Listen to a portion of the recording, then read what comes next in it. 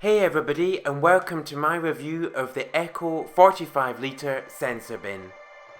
The bin arrived from John Lewis this morning, and the first thing that I noticed was it was very well packaged. There was one box, then another box, then a third box before I actually got into the bin. So, bit like a Russian doll in that sense. Now, I got this bin because it is a smart sensor bin, and I was tired of having to touch my touch top bin to get into it to put some rubbish inside. It's high quality brushed stainless steel and it's fingerprint resistant, which is really good for me who's always cleaning. It has an interactive motion sensor with a blue light display on the top of the bin, so you can see exactly whether the bin is in manual or automatic mode. There's a soft close lid if you do wish to use the manual mode, and it doesn't make any noise at all. No bleeps, no squeaks as the bin is opening and closing. The lid is designed to hide any excess bin liner, so it keeps the bin looking neat and tidy. But I found, as you'll see later on in the video, that this is more challenging than EKO make out. Also, it has that huge capacity of 45 litres because there is no inner bucket.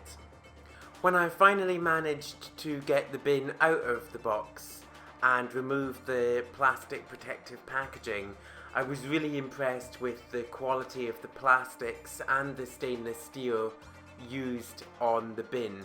The top of the bin is all plastic, although it has a stainless steel effect around the plastic. And at the time of purchasing the bin from John Lewis, it was retailing for £99. So I think, given the build quality, you absolutely do get what you pay for.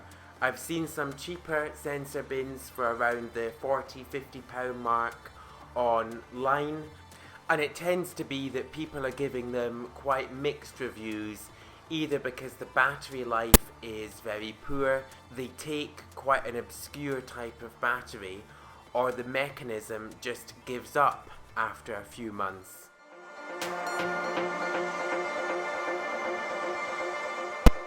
So at the bottom of the bin I find the instruction manual, and the bin takes 6 AA batteries, which is quite a lot, but I'm hoping that means that it will last a long time.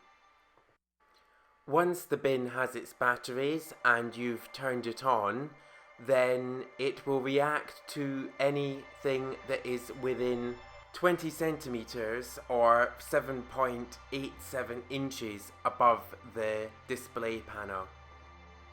You can also open and close the bin with the open button on the left and the close button on the right, and the blue LEDs give you an indication of the power the bin is powered on, and also whether the bin is opening or closing. To change whether the bin is working in manual or automatic mode, there's a little slider switch at the back right of the bin, and you can toggle that on or off.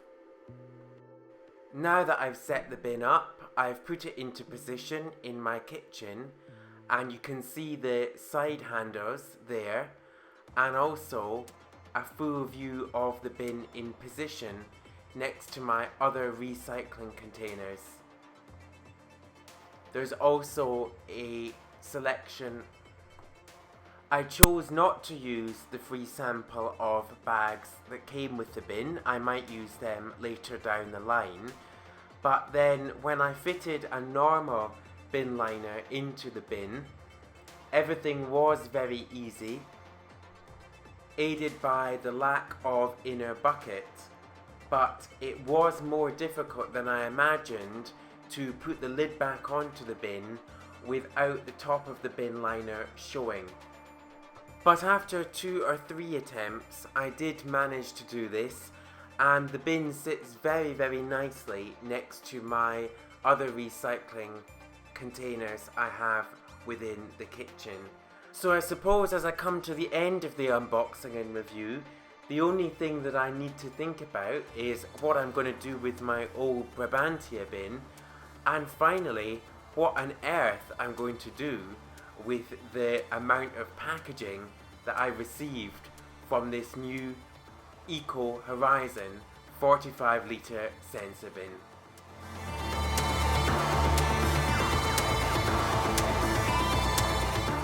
Thank you so much for watching today. If you've liked what you've seen and would like to see more of this type of content, then please do like, comment and subscribe, and I will see you all soon in another video.